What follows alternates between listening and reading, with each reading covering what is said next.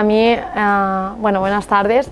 Para mí es muy gratificante recibir un premio de este calibre porque más allá de las medallas, ¿no? que es un poco lo que normalmente te suelen reconocer, creo que aquí es más la labor como referente femenina la que se me gratifica o se me congratula.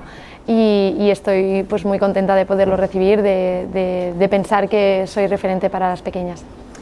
Pues yo estoy muy contenta porque creo que el deporte tiene un gran poder de inclusión, un gran poder social, y en ese sentido yo le estoy muy agradecida a mi deporte, a la natación, porque la natación es un deporte que practicamos hombres y mujeres a la vez, o sea, entrenamos a la vez, no se nos diferencia por nuestro género, sino que se nos diferencia por nuestras condiciones fisiológicas, si somos velocistas, si somos fondistas, si somos mediofondistas, y eso ha hecho que yo crezca pensando en que no tengo límites, ¿no?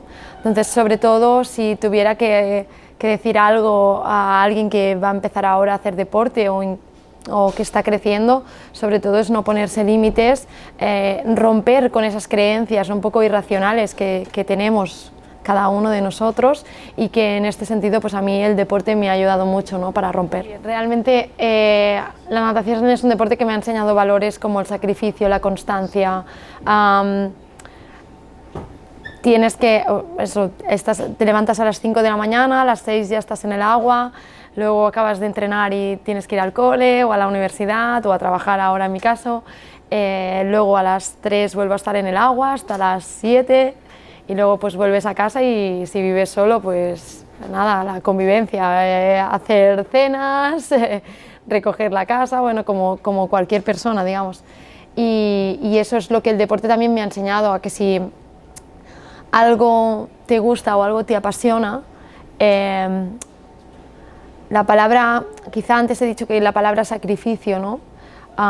Pero no lo es tanto esta palabra, ¿no? Es como para ti no es un sacrificio porque lo estás haciendo con pasión, y creo que sobre todo romper límites y hacer cosas que te apasionen van siempre de la mano.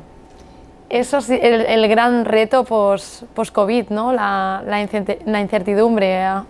Yo me he encontrado en el momento de estar entrenando 4 años para unos Juegos Olímpicos que se han aplazado, estar 2 meses encerrada en casa o 3 meses sin poder tocar agua, que eso no me había pasado desde que tenía 6 años, y pensar si en un año iba a estar en forma para poder clasificarme para volver a estar en unos Juegos Olímpicos. Pues creo que esta situación un poco límite me ha enseñado que es la palabra o es la condición de nuestro siglo XXI.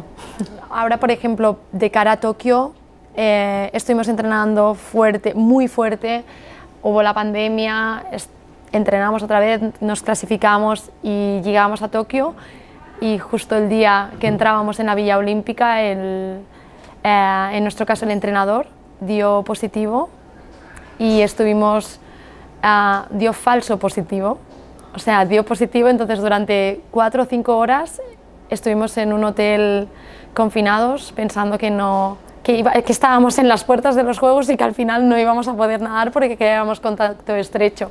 Así que yo creo que situaciones tan límites en la vida se presentan, pero en el deporte, como es algo que te apasiona tanto, pues le encuentras la manera de poder ver la cara positiva. Entonces intento pensar eso a mi terreno personal y profesional.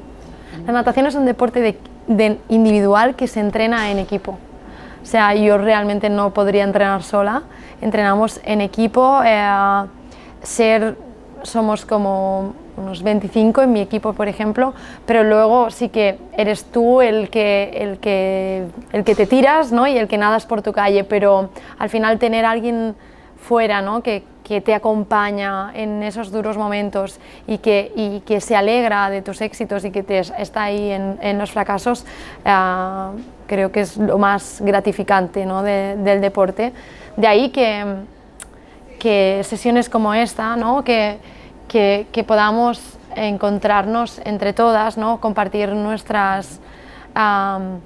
nuestras experiencias hace que nos podamos sentir de un mismo equipo y eso hace que nosotros nos empoderemos, así que estoy muy contenta de estar aquí.